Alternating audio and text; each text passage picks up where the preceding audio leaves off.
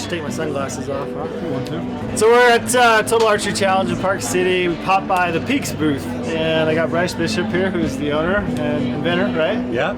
You said you have a full-time designer though. We've got a designer. A new guy. Yeah. So you can kind of pass the torch a little bit. Yeah, working on a lot of new products that we're coming out with. Right on. Trying to get those ready. So I haven't really had a chance to run through your guys' gear. I know you make gaiters, you make trekking poles. I was familiar with you maybe 2 years ago. How long have you been around? Yeah, 2 years? that's when we launched. Was 2 years ago. Okay. So I checked you out at the Western Hunting Expo, but I haven't really had a chance to like run through the actual poles. So we just want to take a few minutes and have you show us what you got. Sounds good.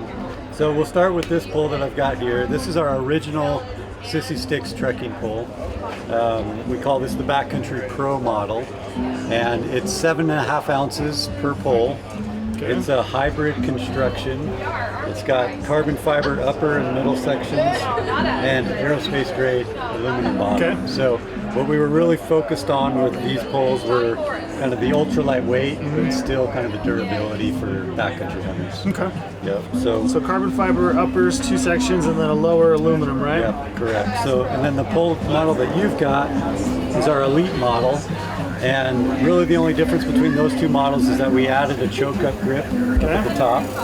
We redesigned our flip lock technology. So you saw on these ones, it's kind of a shiny aluminum housing.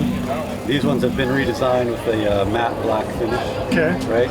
A little bit beefier aluminum on the bottom, and then the rubber boots on all of our trekking poles now have micro threads. So a big complaint of a lot of users is that these rubber feet just pull on and off. Okay. And they get lost in mud or grass or whatever. So we micro threaded the tips on all of our trekking poles. And so the boots just screw on instead of just pushing and pulling off. So a lot of guys love that. They're not losing their rubber feet all the time. It's helping them to maintain, when they're stalking them animals, staying quiet. Right. Do they come with baskets? They do. Do you get asked about that quite a bit? Yeah, we do. So the ones that are on this is our Trekker 2 basket. It's really low profile. Doesn't get caught in weeds or anything, but it's still enough to prevent the pole from sinking deep into the mud and snow and stuff. One question I get asked quite a bit about trekking poles is foam versus cork. What's your take? Yeah, I mean, cork's a great handle. It takes a lot longer to break in, right? But we really wanted comfort on our poles. So when you're hiking 10, 12 miles, we don't want you at the end of that hike to have your hands fatigued. And so we've just found in our you like the foam? Yeah, we like the foam. It really does a much better job of helping those hands to stay comfortable and not fatigued over the long haul. Right on. And you have one more pole, right? Yeah, we have our Z pole. So it collapses down to 14 inches, which is like if a guy is really focused on packability, then this one really is what they go for. So these ones kind of are tethered by a housing aluminum cord that runs through them. And then there's a snap button lock design, and it just tightens everything up. It's a good strong pole. Very nice. But then if you want to pack it down, you can just stick it in your pack when you're done. 14 inches. Do you get a lot of questions? I get the question quite a bit, but I'll let you touch on it since you're a trekking pole, guy, about height of trekking poles and use. How would you properly set them up? Yeah. So a lot of people think that trekking poles are similar to ski poles, right? And you have about that 90-degree bend in your arm. Yep. We actually recommend a little bit lower than that for people, just because if you're doing them that high, number one, when you're going uphill, you're reaching really high. But also, it's just, if you're higher up, you're kind of hunched up in your shoulders. You start to feel it after several miles, fatigue. When you're lower, you're using trekking poles really the way they're intended to be built, which is for stabilization, balance, crossing creeks and stuff like that. I use mine a lot like a cane. I mean, like I run my hand on the top of mine quite a bit. Yeah, there's some guys in the industry that we've seen that run them really short. Right, really just almost down at their hip level. I'm that guy. Right? And there's a lot of benefits to that.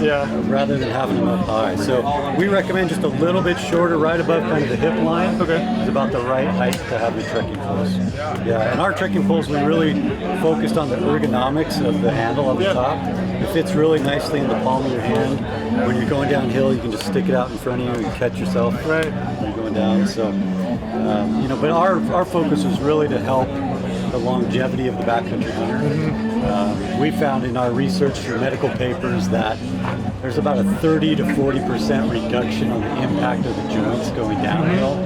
And when you're going uphill, you're engaging about 80 to 90% of all your muscle groups. Right. And so your lower body fatigue is about 50% reduced when you're using trekking poles.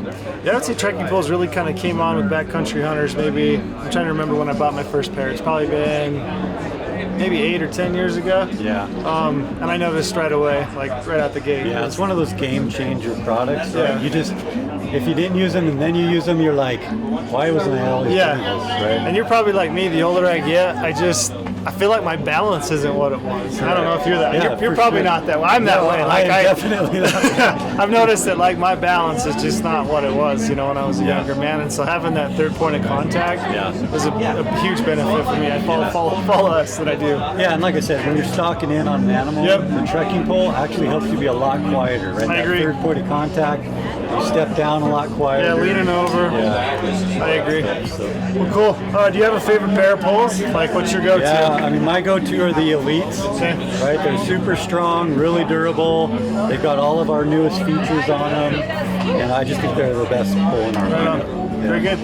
You want to just briefly run us through your gaiters? Because I know you guys, pretty initially, right? I mean, how long have you had your gaiter out? The gaiter launched last November, so they've only been out about 8 or 9 months Okay, now. it's relatively new. Yeah, but we really focused on durability with our gaiter and over weight savings. Okay. So, but we're still within like half an ounce of even some of the lightest gaiters on the market. But we really wanted a gaiter that was going to be super durable, last a long time.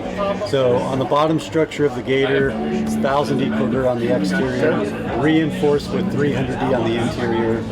We added a Hypalon kick plate on the inside, so for guys who wear and tear, micro spikes, crampons, going to protect you a little bit more there.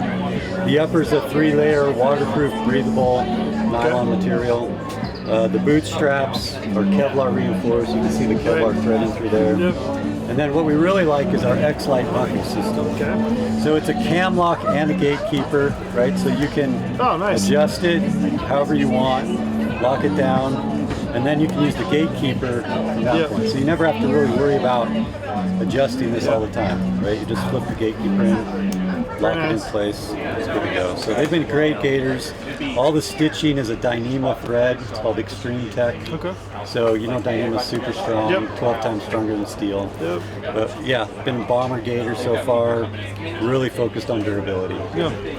What size-wise? What's your breaks on size? Do you do multiple sizes? Yeah, so we've actually got 4 sizes. Oh, okay. So we really tried to accommodate a lot of different body types, right? So from the small teenage boy all the way up through a larger man. So we got smalls, mediums, large, and extra larges. A lot of companies only make a gaiter in like 2 sizes. And there's nothing worse than like an ill-fitting gaiter. It's just sloppy. A lot of guys that run our gaiter talk about, how it never slides down. It's super comfortable. They don't even notice it being on. And that's attributed to the different sizes that we have, right? Trying to just match the guy's body type. Well, very cool. And you guys have plans, I'm hearing you got plans for new stuff all the time, huh? Yeah, we've got some awesome stuff coming out in the next couple years. And we're excited about it. We'll revisit it then in the future. You bet. Thanks for having us in. Thanks, Trail.